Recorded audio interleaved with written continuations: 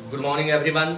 मैं हूं रितु सुदन सिंह और आज के इस मेरे वीडियो सेशन में आप सभी का स्वागत है। इसके अंतर्गत हम आज बताने जा रहे हैं comparative study of little, a little, the little and few, a few and the few. ये दो ऐसी चीजें हैं जिनमें अक्सर विद्यार्थियों से मिस्टेक हुआ करता है।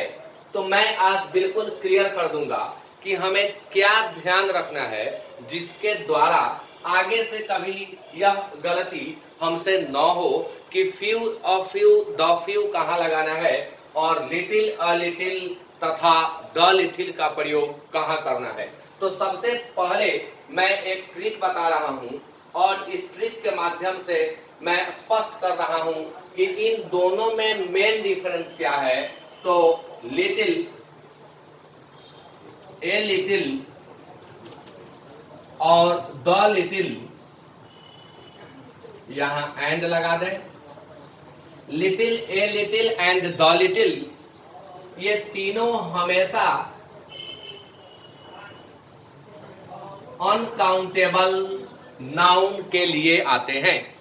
फिर से समझ लेंगे, लिटिल, ए लिटिल और द लिटिल, इन तीनों का प्रयोग हमेशा अनकाउंटेबल नाउन के लिए होता है, यानी ये क्वांटिटी को व्यक्त करने का काम करते हैं, मात्रा को व्यक्त करने का काम करते हैं। और इसका जो दूसरा है यानी few, a few and the few, ये तीनों जो है few, a few and the few, इनका प्रयोग हमेशा प्लूरल काउंटेबल नाउन के पहले होता है और ये तीनों नंबर को दर्शाने का काम करते हैं। तो यह अंतर समझना बहुत ही आवश्यक है और इसके बाद हम इन सबके बीच के अंतर को आपको बताने वाले हैं। तो फिर से समझ लें, लिटिल, ए लिटिल और द लिटिल, इन तीनों का प्रयोग अनकाउंटेबल नाउन के पहले होगा और few, a few, the few का प्रयोग हमेशा प्लूरल काउंटेबल नाउन के पहले होगा। इस ट्रिक को अब यहाँ क्लोज करके अब इनके बीच के अंतर को मैं आपको बताने जा रहा हूं और उसके द्वारा इनका क्लियरेंस भी स्पष्ट हो जाएगा कि हमें इनमें भी क्या ध्यान में रखना है। एक ट्रिक से दोनों काम होगा। तो अब जानना है कि लिटिल और फ्यू का प्रयोग कहां करें। तो बात हम लिटिल की कर रहे हो या फ्यू की कर रहे हो, वो अंतर जो मैंने वहां बताया है हमेशा ध्यान में रखिएगा, दोनों सेम नहीं है। दोनों में यही अंतर है कि लिटिल जो है क्वांटिटी को दर्शाएगा और फ्यू नंबर को दर्शाएगा। तो हम लिटिल या फ्यू का प्रयोग वहां करते हैं जहां सेंस नेगेटिव रहता है, ऑलमोस्ट नेगेटिव कहें, जहां लगभग नकारात्मक सेंस आ रहा हो, किसी नेगेटिविटी के परिमाण को हम व्यक्त कर रहे हो, तो वहां हमें लिटिल या फ्यू का प्रयोग करना होता है। हम ए लिटिल का प्रयोग कब करें और अ फ्यू का प्रयोग कब करें। तो अ लिटिल या अ फ्यू का प्रयोग हम जब भी वाक्य में करें तो वहां करें जहां सेंस पॉजिटिव हो, जहां सेंस पॉजिटिव हो। यानी हमें यह ध्यान रखना है कि वाक्य में अगर कोई भी ऐसा शब्द नहीं दिया गया है जिससे नेगेटिविटी का बोध हो रहा है तो वहां हमें या तो अ लिटिल लगाना है, नहीं तो अ फ्यू का प्रयोग करना है। और सबसे महत्वपूर्ण होता है, सबसे ज्यादा प्रश्न आता है द लिटिल से और द फ्यू से। तो द लिटिल का प्रयोग कहां करें और द फ्यू का प्रयोग कहां करें, इसे बहुत ही ध्यान से समझिएगा। मैं इतना आसान ट्रिक देने जा रहा हूं जिससे आप इजीली इसे समझ लेंगे और कभी फ्यूचर में ऐसी गलती आपसे नहीं होगी कि आपको लगाना था द लिटिल और आपने लगा दिया ए लिटिल, या आपको लगाना था द फ्यू और आपने लगा दिया वहां फ्यू, या अगर दिया गया है तो आप एरर को डिटेक्ट नहीं कर पाए। देखिए, द लिटिल या द फ्यू वाक्य में जब भी यूज होता है तो इसके लिए एक नाउन आता है, तुरंत ऐसे सब में नाउन आता है, यहाँ भी नाउन आता है, यहाँ भी नाउन आता है, इसमें भी नाउन आता है। और इस नाउन के ठीक बाद में, इस नाउन के ठीक बाद में यहाँ दैट का प्रयोग मिलता है, यानी लिटिल फ्यू, ए लिटिल और ए फ्यू के बाद जो नाउन आएगा उसके बाद दैट नहीं मिलेगा, लेकिन द लिटिल और द फ्यू के बाद जो नाउन आएगा उसके बाद दैट मिलेगा। अर्थात हम इसको ऐसे समझे कि जब दैट दिया हुआ हो तो हमें यहाँ या तो द लिटिल का प्रयोग करना होगा या द फ्यू का प्रयोग करना होगा। दूसरी बात, हो सकता है कभी कभी लेखक इसको कठिन बनाने के लिए दैट का प्रयोग नहीं करते हैं, तो जब दैट का प्रयोग नहीं होता है तब इस नाउन के ठीक बाद में, इस नाउन के ठीक बाद में सब्जेक्ट दिया जाता है और उस सब्जेक्ट के बाद वर्ब दिया जाता है। इस नाउन के ठीक बाद में सब्जेक्ट दिया जाता है और सब्जेक्ट के बाद में वर्ब दिया जाता है। सब्जेक्ट और सब्जेक्ट के बाद में वर्ब, एक बार फिर से समझ लें, लिटिल और फ्यू जहां भी आएगा कुछ ऐसा शब्द लेकर के आएगा जिससे नेगेटिविटी का बोध होगा, और जब नेगेटिविटी का बोध होगा तभी हम लिटिल या फ्यू का प्रयोग करेंगे। अगर किसी भी तरह से नेगेटिविटी का बोध नहीं हो रहा है, वाक्य में कोई ऐसा शब्द नहीं रखा गया है जो निगेटिव बात को वहां उठा रहा होता है, तो आप अनकाउंटेबल नाउन के लिए लिटिल लगा दें और काउंटेबल नाउन हो तो और फ्यू का प्रयोग कर दें। और तीसरी सबसे महत्वपूर्ण बात होती है कि द लिटिल या द फ्यू का प्रयोग हम वहीं पर करते हैं जहां नाउन के ठीक बाद में या तो दैट दिया रहता है या दैट के नहीं रहने की स्थिति में या कभी कभी दैट रहते हुए भी इसके बाद सब्जेक्ट रहता है और सब्जेक्ट के बाद में वर्ब रहता है। अब मैं इसे एग्जांपल से स्पष्ट कर रहा हूं। अब जो ये एग्जांपल्स मैंने आपको दिए हैं इनके माध्यम से बिल्कुल यह स्पष्ट होने जा रहा है कि कहां हमें किसका प्रयोग करना है। आप ध्यान दें, there is dash hope of his recovery as he is badly injured. यहां ध्यान दें, बैडली इंजर्ड नेगेटिव, यहां सेंस आ रहा है सामने कि वह बैडली इंजर्ड है। एक बात यहां ध्यान देने लायक है कि यहां एक नेगेटिव स्टेटमेंट आया, नेगेटिव बात आई।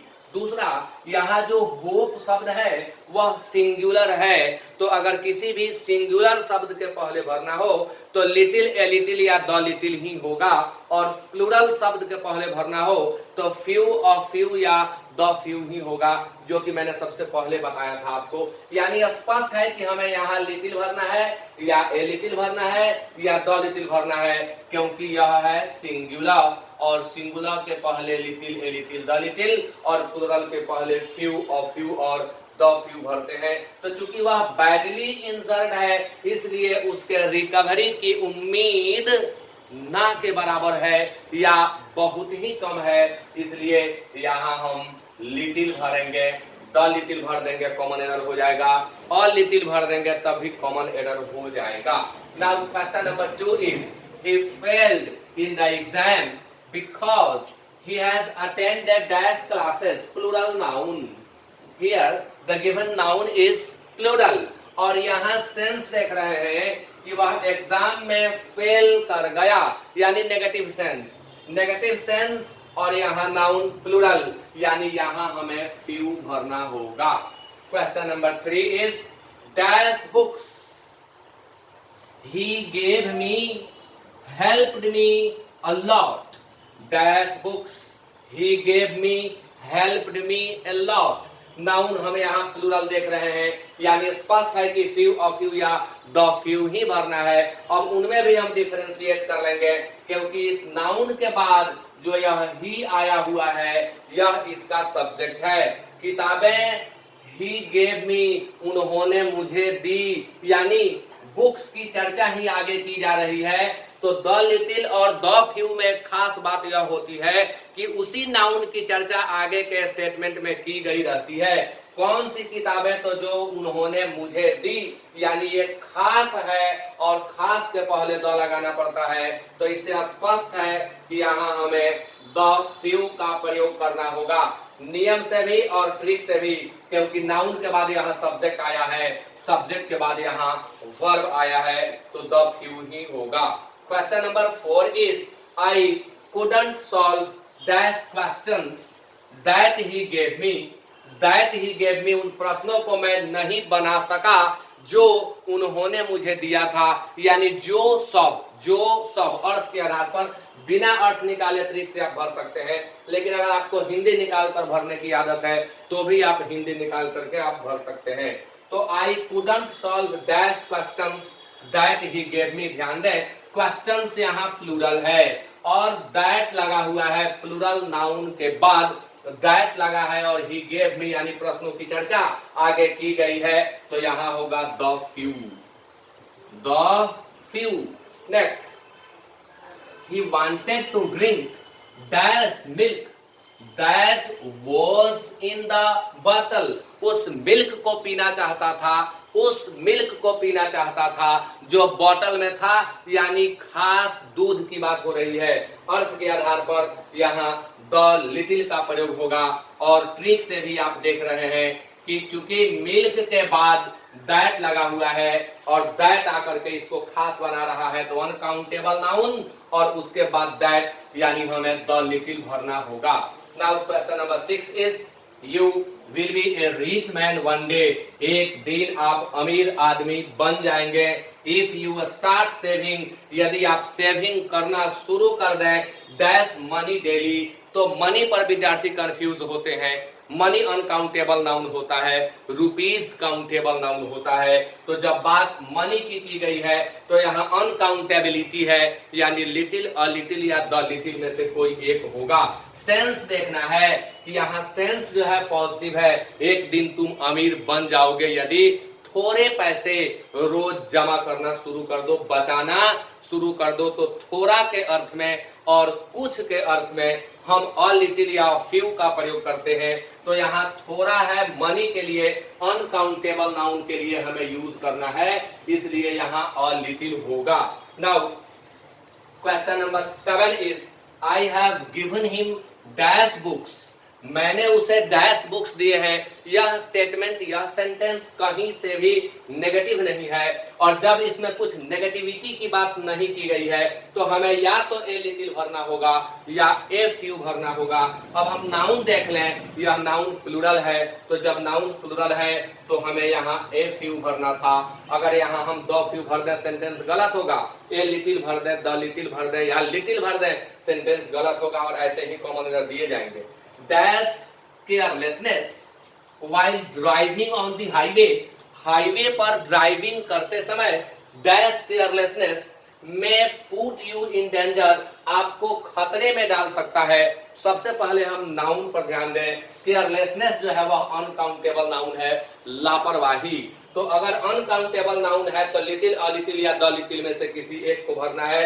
तो कितनी लापरवाही आपको खतरे में डाल सकती है? तब जब आप हाईवे पर ड्राइव कर रहे होते हैं तो लिटिल केयरलेसनेस यानी ना के बराबर भी अगर आप लापरवाही करते हैं तो आपकी जान को खतरा हो सकता है।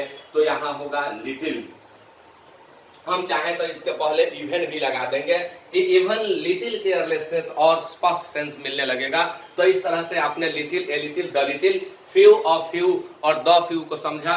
और मैं मानता हूं कि यदि आप इसे ध्यान से पढ़ लें तो little, a little, the little, few और फ्यू, द फ्यू पर आने वाले एक भी प्रश्न आपके गलत नहीं होंगे। तो with that this session is over. Thank you very much.